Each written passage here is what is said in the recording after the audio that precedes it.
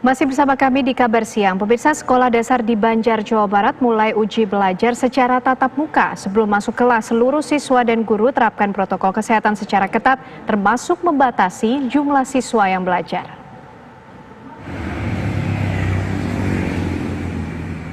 Enam siswa kelas 5 SD Negeri 2 Kota Banjar, Jawa Barat mulai hari ini mencoba belajar tatap muka di ruang kelas. Sebelum masuk, seluruh siswa diwajibkan menerapkan protokol kesehatan. Selain diperiksa suhu tubuhnya, siswa diwajibkan memakai masker dan cuci tangan. Untuk mengatasi kerumunan, sekolah dan dinas pendidikan setempat membatasi jumlah siswa yang belajar di kelas. Mereka dibagi dalam 2 kelompok berjumlah 12 orang per harinya. Kita bisa belajar masuk sekolah lagi? Senang. Nah, enak belajar di rumah atau belajar di sekolah? Sekolah. Belajar di sekolah, kenapa? Karena kalau di sekolah langsung dengan ibu guru. Langsung dengan gurunya. Penerapan sekolah secara tatap muka ini dilakukan bertahap dan seluruh sekolah harus sudah siap menerapkan protokol kesehatan. Dari Banjar, Jawa Barat, Aditya Triwahyudi, TV1 mengabarkan. Dinas Pendidikan Kota Banjar, Jawa Barat memulai uji coba belajar tatap muka di sekolah. Bagaimana pelaksanaannya? Kami ajak Anda berbincang langsung dengan Bapak Ahmad Yani, Kabid Diknas Kota Banjar. Selamat siang Pak Ahmad Yani, Assalamualaikum. Selamat siang Mbak Ande.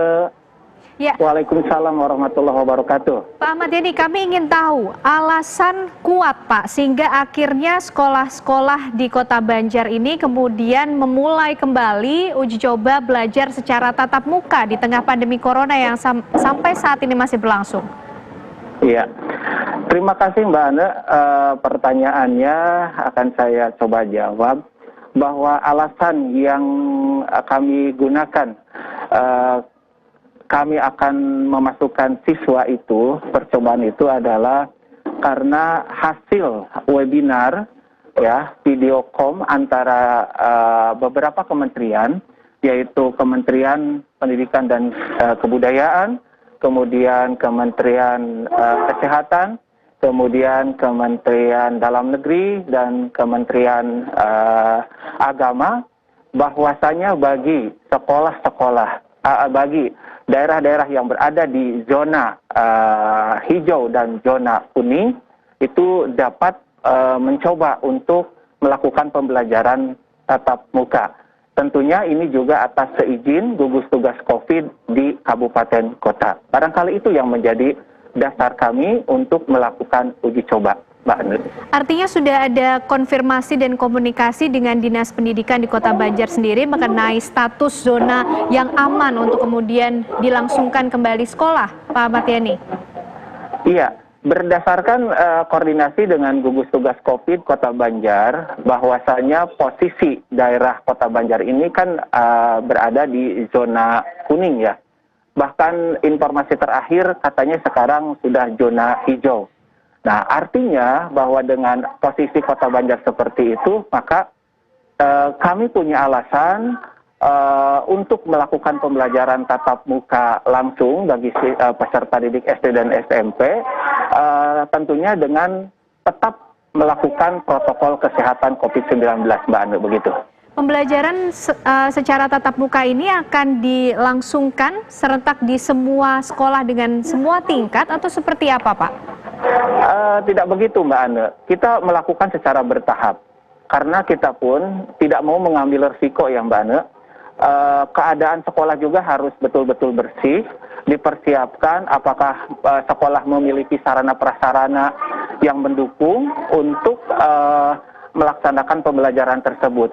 Kalau sekolah tersebut belum memiliki sarana prasarana yang memadai, kami tidak mau ambil risiko. Tetap sekolah tersebut harus mempersiapkan terlebih dahulu dan ditunda dulu untuk melakukan pembelajaran tatap mukanya, Mbak Anu, begitu. Artinya ada proses penilaian yang kemudian dilakukan oleh Dinas Pendidikan Kota Banjar kepada sekolah-sekolah. Sejauh ini prosesnya sampai seperti apa, Pak? Untuk memastikan bahwa sekolah ini aman untuk melangsungkan kegiatan tatap muka dengan siswa.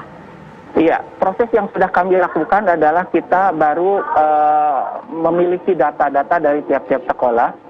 Sekolah mana yang memiliki sarana prasarana yang lengkap, memadai, sekolah mana yang tidak. Misal, SD 2 Banjar, ini sudah memiliki termogan berapa?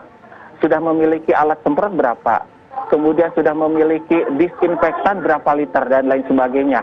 Kalau itu sudah mencukupi, maka kita mengizinkan nanti ke depan seperti itu, Mbak Anu. Artinya ini sekolah tatap muka tidak dilakukan secara serentak ya Pak Ahmad Yani. Tahapannya dimulai dari mana Pak? Dari tingkat apa? Iya, betul, tidak serentak. Tahapannya kita melihat dari sekolah yang paling siap dulu. Ya, dari yang paling siap dulu. Apakah itu jenjang SD, apakah itu jenjang SMP, tapi yang pasti dari yang paling siap dulu. Siap sarana prasarananya, siap guru untuk melakukan pembelajaran tatap mukanya. Dan tidak terlepas daripada protokol kesehatan COVID-19. Begitu Mbak Anu. Teknis pelaksanaannya nanti seperti apa Pak? Dengan adanya adaptasi kebiasaan baru dan memastikan kesehatan siswa maupun juga para pengajar. Oh iya, nanti kita akan rapat koordinasi dengan para kepala sekolah, kemudian komite sekolah, kita akan rapat bagaimana mempersiapkan pembelajaran tatap muka itu. Kita sudah mengeluarkan petunjuk teknis persiapan melaksanakan tatap muka. Di situ sangat jelas bagaimana orang tua mengizinkan atau tidak anak mengikuti pembelajaran tatap muka. Kalau orang tua tidak mengizinkan karena kekhawatiran, kita tidak memaksa. Tetapi kalau orang tua mengizinkan, maka it's okay, tidak jadi masalah. Tentunya dengan adanya hitam di atas putih, ada surat pernyataan kesediaan orang tua untuk melakukan pembelajaran tatap muka. Rencananya mulai kapan Pak Ahmad Yani sekolah tatap muka ini akan kembali dimulai di Kota Banjar? Iya, hari ini kita melakukan uji coba di salah satu sekolah dasar yaitu SD 2 Banjar. Ya, uji coba. Nanti dari hasil uji coba ini kita akan diskusikan dengan gugus tugas COVID, dengan pemerintah Kota Banjar itu sendiri, yang nantinya kalau sudah fix nanti akan kita sosialisasikan ke sekolah-sekolah dan nanti selanjutnya adalah melaksanakan pembelajaran tatap muka. Ini tahapnya masih uji coba, artinya dengan pembelajaran sistem online atau daring juga akan tetap difasilitasi, Pak? Oh ya, betul. Pembelajaran di Kota Banjar saat ini kita menggunakan beberapa moda ya. Di antaranya adalah moda daring, itu untuk memfasilitasi peserta didik yang memiliki sarana prasarana yang lengkap. Di antaranya Android, kemudian kuota, sinyal yang baik. Maka itu difasilitasi melalui pembelajaran daring. Tetapi bagi peserta didik yang tidak memiliki sarana prasarana tersebut, maka sekolah melakukan pelayanan kepada peserta didik itu dengan melakukan moda luring, membentuk kelompok-kelompok kecil. Baik. Ya, di tempat-tempat peserta didik tersebut. Baik, terima kasih Pak Ahmad Yani sudah berbagi informasi bersama kami di program Kabar Siang, Kepala Dinas Pendidikan Dasar Kota Banjar, Jawa Barat.